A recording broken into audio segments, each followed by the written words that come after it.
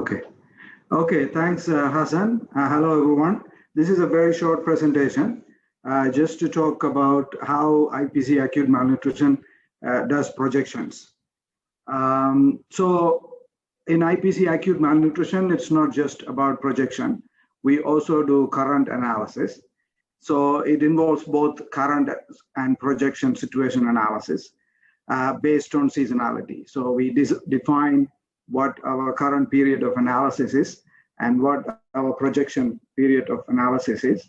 Sometimes the projection period can be 2. We break it down into 2 because of seasonality issues. Otherwise, it will be one projection. The analysis is conducted based on the IPC Acute Malnutrition Analytical Framework, which is an adapted version of the UNICEF conceptual framework on malnutrition. We do the analysis both in the current and in the projection situation and classify areas into one of the 5 IPC acute malnutrition phases, 1 being normal and 5 being very critical, extremely critical. In terms of the current analysis, we just look at the current acute malnutrition level, either from weight for height or form work. And then we make a classification as to whether it is phase 1, 2, 3, or 5, 4 or 5. And then we do also look at the contributing factors to acute malnutrition or drivers to acute malnutrition. And then we categorize them into major, minor contributing factors. The areas are then classified into phases, as I said. So this is briefly what we do in the current analysis. And then, of course, we calculate the number of beneficiaries, number of children expected to be malnourished, etc., as part of this analysis. Moving on to projections, we basically do the projection analysis based on 5 key parameters. 1, we look at the current level of acute malnutrition, and then also, if you know the current level of acute malnutrition, you also translate that into IPC acute malnutrition phase. So we know the phase as well. And then we look at historically how acute malnutrition has been in the area of analysis.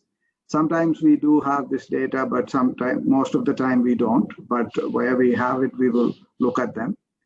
And then we move on to looking at current level of contributing factors. So in terms of diseases, where we are, what is the current or baseline? And then we look at food consumption, all the other contributing factors to acute malnutrition. We also look at historical trends in terms of contributing factors to see how they have changed over the past years, especially if you are looking at an IPC acute malnutrition analysis after a shock, after a disaster. Then we compare pre and post, but also most importantly, assumptions, right? We start the analysis with assumptions. So in a nutshell, in terms of projections, when we start with the assumptions, so based on our knowledge or based on our knowledge of the area and the context, how we think, we come up with our own assumptions. And then in light of these assumptions, we look at all the contributing factors. We start with the contributing factors to see how they are likely to change from the current to the projection period, right? So the logic we use here is acute malnutrition is an outcome of all these contributing factors. So if we can project how contributing factors are going to change in the projection period, then we kind of get a summary or get an understanding of how it's likely to impact on acute malnutrition, and then we see how acute malnutrition is likely to change.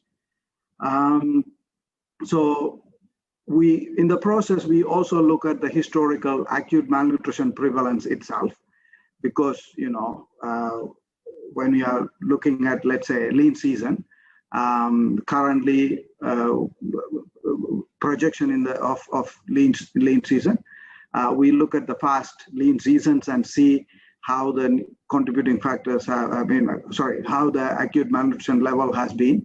And also at the same time, when, let's say, acute malnutrition was 11%, what was the level of contributing factors? Because that will inform the future projections, including the current level of acute malnutrition.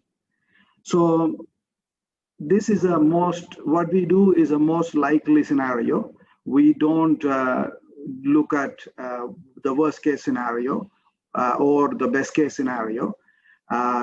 Based on our understanding of the context and the assumptions and the way contributing factors and the outcomes have behaved in the past, we project the most likely scenario. We don't use any mathematical modeling. We just look at what is the likelihood of the acute malnutrition moving from the current IPC phase to a higher phase, or current IPC phase to a lower phase. Sometimes it's not a phase change. Sometimes acute malnutrition might be improving, or acute malnutrition might be deteriorating in the area of analysis, but without not necessarily changing into another phase. So we consider all these things, and then we discuss in our group and reach consensus, because IPC is one principles of IPC is consensus-based analysis. So we agree as a group. This is the most likely scenario that is likely to evolve into. We don't come up with any point estimates, any GAM prevalence. Let's say it will move from 11.2 to 12.6, or what would be the expected acute malnutrition prevalence per se in the projection period. We rather talk about acute malnutrition in terms of acute malnutrition phase, which many of you know that each phase has each phase has 5 percentage points. So the first phase 1 is less than 5. Acute malnutrition prevalence 5 to 10 is phase 2, and so on, except for phase 4 and 5. They have 15 percentage point thresholds. So yes, we don't project any acute malnutrition in terms of percentage points, but rather acute malnutrition phase, IPC acute malnutrition phase. I believe, yeah, that's all from me. If you have any questions, over to you, Hassan. Great, thank you very much. Thank you very much, Douglas, for that very quick and efficient presentation. So we welcome any questions now. If you have questions, just raise your hand wherever you are, and I'll just call on you. You have some time to ask questions. Any questions?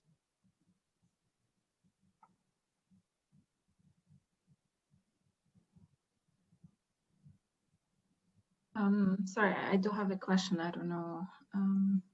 Yes, okay. So for the nutrition data for the prevalence that is included in the model, you use I'm assuming you use smart surveys from my previous knowledge. However, for anything contributing factors, what is the source of the information that you use in your predictive model? Or like, yeah. Not predictive model, but predictive methods, yeah. Right. So for the outcomes, prevalence of acute malnutrition, yes, we predominantly use smart surveys. But smart surveys are not done everywhere. Sometimes they do it with food security surveys. they combine nutrition indicators in a food security survey, so it becomes food security and nutrition assessment. So where we have them, we use them. We also use screening data, not all the screening data, but some screening data that meet the IPC Acute Malnutrition criteria. We have a specific set of criteria for what kind of screening data we can use. So yes, we use the screening data also. Sometimes in some countries, people also have sentinel sites. So if available, and again, if it meets the IPC criteria, then we also use sentinel sites information. So that's for the outcome. So the contributing factors, yes, it depends on the type of indicator. So for example, if you are talking about food consumption, minimum dietary diversity, etc., then it's mainly generated through surveys, right? So we will use smart survey or the other type of surveys.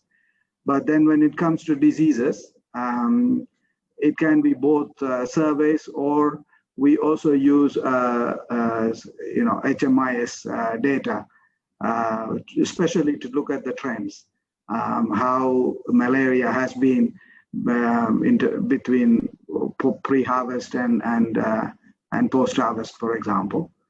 So it really depends on the indicator. Mostly surveys, but also other sources. For food security, for example, we just use the food security, IPC food security analysis results. We don't do any, another food security analysis as part of the nutrition analysis. We just borrow the data from IPC food security analysis and use it as an input in the nutrition analysis. Over. Great, thank you very much, Douglas, for that. Do we have anyone else who has a question? Yes, Andrea. Thank you. I would like to ask why you are not using any kind of mathematical modeling behind, if there is any reason. Thank you.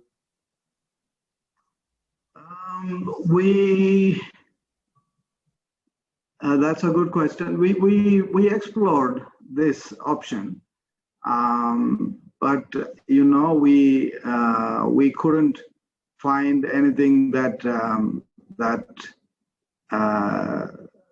was agreed or accepted as one method to use. So that's the main reason, and we always open to adjust the approach that we use. So if there is another modeling or another method to predict, then of course we will approach. We'll adjust it accordingly to incorporate. Thank you. Great, thank you very much, Andrea, for that question. And maybe just to add to what Douglas was saying, I think part of what we are doing today is exactly to understand what models would be best fit to give us this, to work for this type of analysis and hopefully replace the method that is currently being used.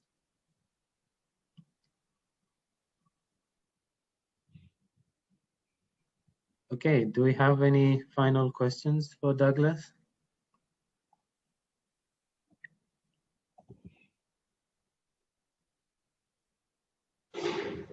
I don't see any hands up, so I want to thank you again, Douglas, and we can now move to the next presentation. And this is a presentation on geospatial data for humanitarian action. This would be presented by Margareta. So Margareta, over to you. Yes, good morning.